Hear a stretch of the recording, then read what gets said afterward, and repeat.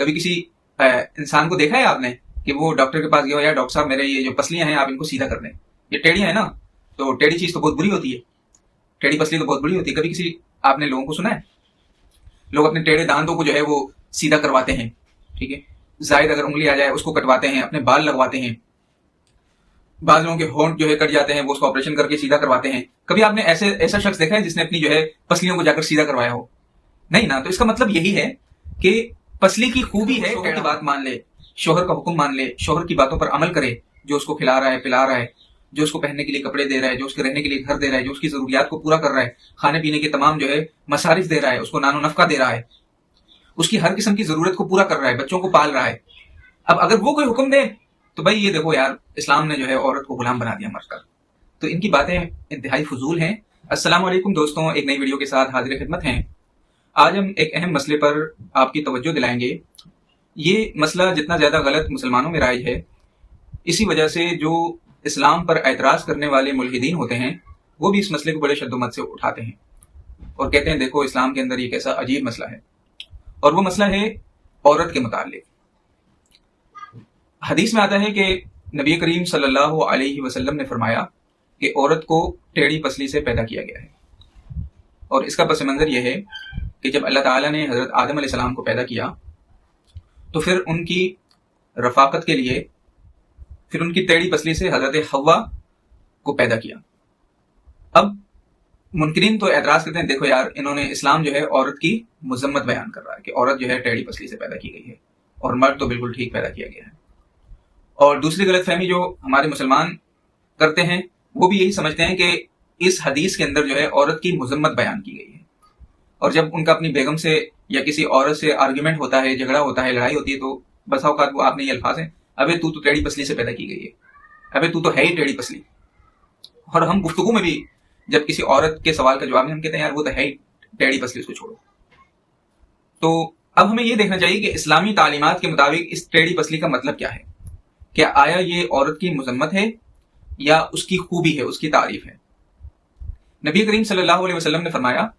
کہ عورت کو ٹیڑھی پسلی سے پیدا کیا گیا ہے، لہٰذا تم اس کو سیدھا کرنے کی کوشش نہ کرو ورنہ تم اس کو توڑ دو گے، اور اگر تم نے اس سے فائدہ اٹھانا ہے تو اس جو ہے ٹیڑھے پن کے ساتھ ہی اس سے فائدہ اٹھاؤ۔ اب عزیز دوستوں،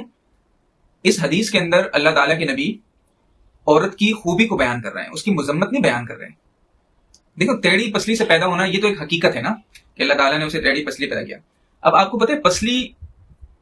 اچھی پسلی کی پہچان یہی ہے کہ وہ ٹیڑھی ہو۔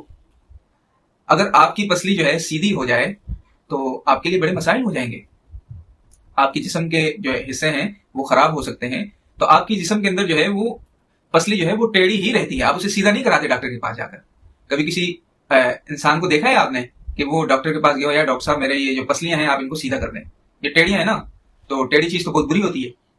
ٹیڑھی پسلی تو بہت بری ہوتی ہے۔ کبھی کسی آپ نے لوگوں کو سنا ہے لوگ اپنے ٹیڑھے دانتوں کو جو ہے وہ سیدھا کرواتے ہیں، ٹھیک ہے، زائد اگر انگلی آ جائے اس کو کٹواتے ہیں، اپنے بال لگواتے ہیں، بعض لوگوں کے ہونٹ جو ہے کٹ جاتے ہیں وہ اس کو آپریشن کر کے سیدھا کرواتے ہیں۔ کبھی آپ نے ایسا شخص دیکھا ہے جس نے اپنی جو ہے پسلیوں کو جا کر سیدھا کروایا ہو؟ نہیں نا۔ تو اس کا مطلب یہی ہے کہ پسلی کی خوبی ہے ٹیڑھا ہونا، یہ اس کا عیب نہیں ہے کہ آپ کہیں وہ اس کا عیب ہے۔ تو اسی طرح اللہ تعالیٰ نے عورت کی خوبی بیان کی ہے کہ جس طرح مرد کو اللہ تعالیٰ نے مختلف صفات دی ہیں، اسی طرح عورت کو بھی اللہ تعالیٰ نے مختلف صفات دی ہیں۔ اب ہوتا یہ ہے کہ انسان جب الگ الگ صفات والا ہو نا، جسے ہم کہتے ہیں یار یہ میرا ہم خیال نہیں ہے یا میرا ہم مزاج نہیں ہے، تو جب ہم مزاج بندہ نہ ملے تو بندہ اس سے وحشت محسوس کرتا ہے کہ یار یہ میرا ہم مزاج نہیں ہے، اور اسے دور رہنے کی کوشش کرتا ہے۔ اور اگر ہم مزاج مل جائے تو کہتا ہے یار یہ میرا سنگی اور یار ہے، میں اس کے ساتھ بیٹھ سکتا ہوں۔ تو اللہ تعالیٰ فرماتے ہیں کہ عورت کی فطرت ایسی بنائی گئی ہے کہ وہ بالکل آپ کے ہم مزاج نہیں ہو سکتی، کیونکہ اس کی شخصیت ہی الگ ہے، اس میں وہ الگ طرح کا اس کا دماغ ہے، الگ طرح کی اس کی سوچ ہے، الگ طرح کی اس کی پرورش ہے، جسمانی لحاظ سے اس کا جو ہے فکر کا نظریہ، سوچ کا نظریہ، اس کا پرسپیکٹو الگ ہے۔ تو اگر آپ کہیں کہ وہ مکمل طور پر آپ کی ہم مزاج ہو جائے تو ایسا نہیں ہوگا، اور اگر آپ اسے ہم مزاج کرنے کی کوشش کریں گے تو یہ اس طرح ہوگا کہ آپ اپنی پسلی کو سیدھا کر دیں۔ اب ظاہر بات ہے پسلی کو آپ سیدھا کرنے کی کوشش کریں گے تو وہ ٹوٹ جائے گی، چٹک جائے گی،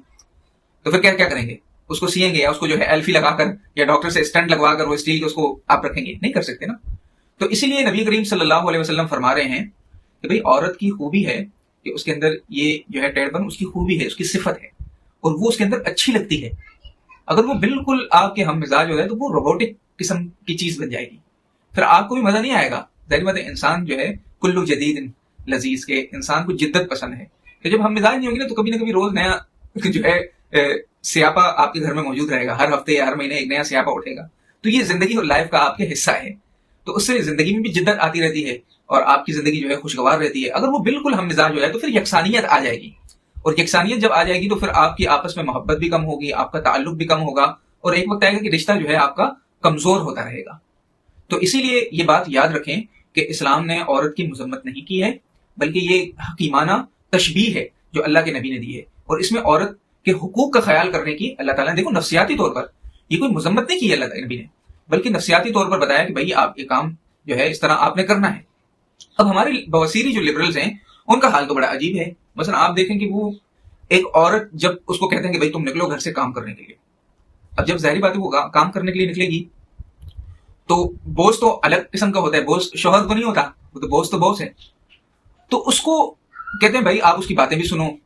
وہ جو حکم دے وہ پورا بھی کرو، اس کے آرڈر بھی مانو، اور اگر اس سے عورت کو اسٹریس ہو تو عورت کو ہی وہ کہتے ہیں بھائی آپ اسٹریس مینجمنٹ کرو. یعنی اس کا باقاعدہ کورسز بنائے گئے ہیں کہ اگر ورک پلیس کا آپ کو اسٹریس مل رہا ہے تو آپ اس کے اسٹریس مینجمنٹ کے کورس کرو. تو وہاں تو وہ عورت کے بارے میں بڑے جو ہے حساس ہے کہ بھائی تم نوکری ضرور کرو، لیکن اگر وہ شوہر کی بات مان لے، شوہر کا حکم مان لے، شوہر کی باتوں پر عمل کرے، جو اس کو کھلا رہا ہے پلا رہا ہے، جو اس کو پہننے کے لیے کپڑے دے رہا ہے، جو اس کے رہنے کے لیے گھر دے رہا ہے، جو اس کی ضروریات کو پورا کر رہا ہے، کھانے پینے کے تمام جو ہے مصارف دے رہا ہے، اس کو نان و نفقہ دے رہا ہے، اس کی ہر قسم کی ضرورت کو پورا کر رہا ہے، بچوں کو پال رہا ہے. اب اگر وہ کوئی حکم دے تو بھائی یہ دیکھو یار اسلام نے جو ہے عورت کو غلام بنا دیا مر کر. تو ان کی باتیں انتہائی فضول ہیں، آپ کو جو کہ کامن سینس کے بھی خلاف ہیں، انسانی عقل کے بھی خلاف ہیں، سائیکولوجی کے بھی خلاف ہیں، نفسیات کے بھی خلاف ہیں، اور دنیا داری کے بھی خلاف ہیں. تو ہمیں اس کا خیال بھی رکھنا چاہیے، ہماری ماؤں بہنوں کو بھی جو ہے اس کا خیال رکھنا چاہیے، اور انہیں اس حدیث پر کوئی دل کے اندر ایک ذرہ برابر شک نہیں رکھنا چاہیے کہ اس حدیث میں کوئی مذمت عورتوں کی آئی ہے، بلکہ اس حدیث کے اندر اللہ تعالیٰ نے عورتوں کی خوبی بیان کی کہ یہ